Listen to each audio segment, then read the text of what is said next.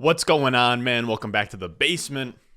I'm Ron, and today we're going to get into my favorite waiver wire pickups for week 4 of the fantasy season. We are now 3 weeks down. 14 more weeks to go. I had to do the mental math, but we're going to go over my top 5 running backs, wide receivers, quarterbacks / tight ends. Give me like 15 or so players all in a hodgepodge. It was a potpourri. Last week is a hodgepodge for week 4 of the fantasy football season. All of these players will be under 50% owned. A full waiver wire article where I go over what fab I'm going to be putting on all of these players will be on Patreon, patreon.com/Ron Stewart. It'll be in the description. It'll be in the comments. It's only Monday. I don't have my fab, percentages up yet. That's where you can get them. So without further ado, make sure you go down below, subscribe, leave a like. Let's go. Thirsty, trying to choose. I know I'm critical.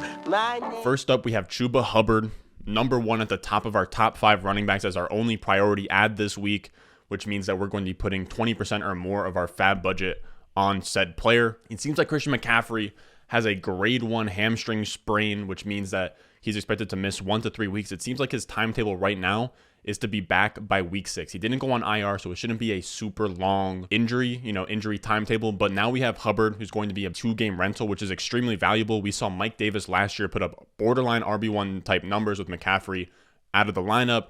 McCaffrey could also easily re-aggravate something. He could have a setback. He could come back in week 6, not make it through the full 4 quarters. And then all of a sudden you have Chuba Hubbard in week 5, 6, 7, 8, 9. So that's really valuable for your fantasy team. And he is the clear favorite for this 1A role. He had 38 of 49 snaps with Christian McCaffrey out of the lineup on Thursday night. He had 11 carries for 52 yards, 3 catches, 27 yards. That's not bad. That's not inefficient. That's, right on par, 11 for 52. And I loved him coming out of school. He has a straight line speed. He was a track guy. He had 2,000 rushing yards in his redshirt sophomore season at Oklahoma State. If you said, you know what, I'm not going to go play my 4th year of college ball, and he declared right there, he probably would have been a 2nd-round pick. But then he falls to the 4th round because he has a really down senior year. I still can't explain why his senior year was as bad as it was, or redshirt junior year. But he ended up being a 4th-round pick instead of probably a 2nd-round pick the year before. Kind of like a Bryce Love situation, which is a bad example because he ended up being terrible. But Bryce Love, if he had just declared after his junior year at Stanford, he probably would have just been a borderline 1st-round pick. Then we have our 2nd running back of today, and that's just going to be a piggyback on Chuba Hubbard. We have Royce Freeman. I loved Royce Freeman coming out of school. He's one of the greats at Oregon as a running back, was a 3rd-round pick to the Broncos. He was supposed to be pretty good. He ended up being kind of a bust in his own right. I still do believe in him, though. And then he's also, Mike Davis wasn't some crazy good running back. He could just be one of the bodies on this team. He's the only other running back on this team. He's viable. He's valuable in that role. And last year with Fournette, he leaves the Jacksonville Jaguars. We saw Raquel Armstead as like the main guy. Then you saw Devin Azigbo, and then it ended up being James Robinson. So just having a hand in one of these running backs is valuable. So if someone goes out there and puts a bunch of fab on Chuba Hubbard, I'd be of the idea that maybe you put a couple dollars on Royce Freeman and hope that nobody scoops him up, because I think he's also a really good stash. I wouldn't be shocked at all if there's probably like a 10% chance that he out-touches Chuba Hubbard on Sunday. Not a high chance, but there's a chance. My 3rd running back on this list is going to be Kenny Gainwell, and I'm confused why he's still available. He's only owned in 28% of ESPN leagues. I think that went down from last week, and I love his role. He's firmly playing a 1/3 of snaps. He has standalone upside. I loved him coming out of school. If Miles Sanders goes down tonight, and I hope that he doesn't, the Dallas game still hasn't happened yet when I'm recording this. If Miles Sanders was to go down, Kenny Gainwell would be a 50% plus bid. He would be a league winner in that role. So if you can just have him on your bench, similar to an Alexander Madison this week, if Miles Sanders gets an injury, if Kenny Gainwell could kind of emerge as like a Nyheim Hines and Nick Sirianni's system, I love all that for Kenny Gainwell. I don't have a league where he's available, but if he was, he'd be on my roster. And he might go crazy against Dallas tonight. Who knows? Maybe that'll kind of get some spark going. Then we have Peyton Barber, a guy who actually did go crazy just out of nowhere. And I hate to have to talk about him because it's just so. My first note was just Peyton Barber.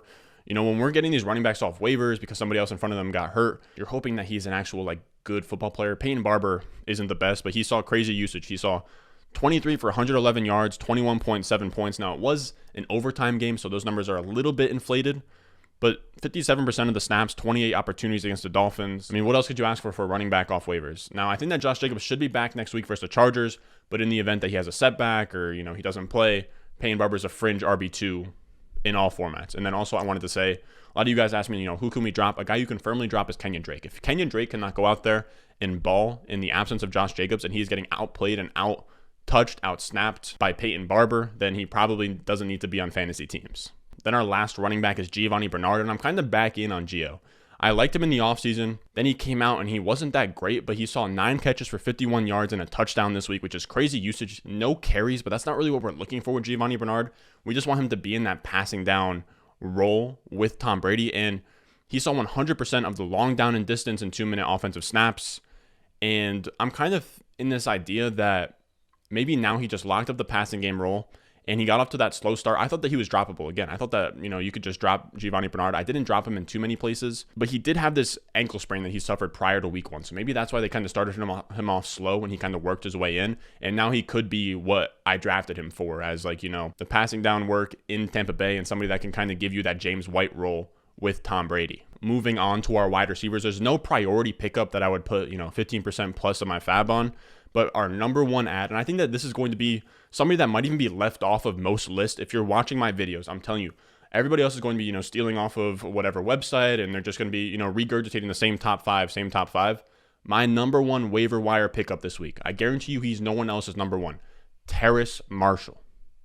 Terrace Marshall. Go grab that guy. He is available in 85% of the leagues. I don't know how, but he is. Remember, everyone could go chase their Tim Patricks of the world and their Zach Pascals and their Marquez Valdez-Scantlings. These guys aren't going to consistently get in your lineups, and if they are, they're going to be one-off flex plays. If you want to shoot for the moon, shoot for this year's Chase Claypool, T. Higgins, Justin Jefferson, Brandon Ayuk, all of that good stuff, those guys are still on waivers, and Terrace Marshall is in a perfect spot right now. Through 3 weeks, he's quietly been great. He has out-targeted Robbie Anderson so far, and he has a 5.6 ADOT, which isn't great. We don't want to see that. But with Christian McCaffrey being gone, that's a huge uptick for Terrace Marshall. That is the area of the field where Christian McCaffrey operates, 5.6 yards.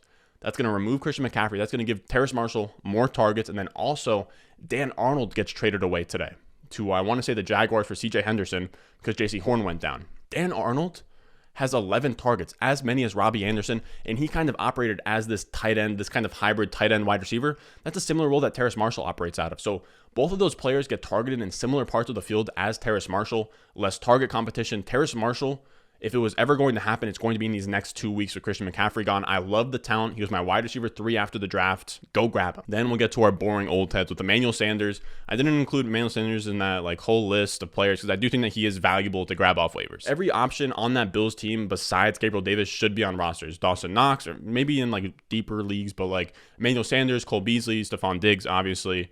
And Sanders has this weird role as a deep threat on this team I didn't expect him to have.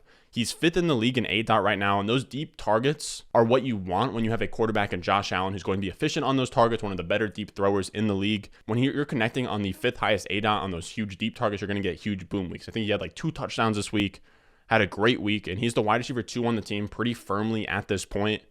He's running the second most routes. He's the second most targets. He should be rostered everywhere. And after Emmanuel Sanders, we have Christian Kirk. He's currently the wide receiver 13 in fantasy right now after going 7 catches for 104 yards on Sunday. And it's kind of wild because he's literally available in 80% of leagues. A top 13 wide receiver is available in that many leagues. Now, I don't think that he's going to be a top 15 wide receiver rest of season, but Christian Kirk is somebody I've always believed in. His I want to say his rookie year, he had a 24% target share, something crazy. Or maybe his second year, he had a 24% target share.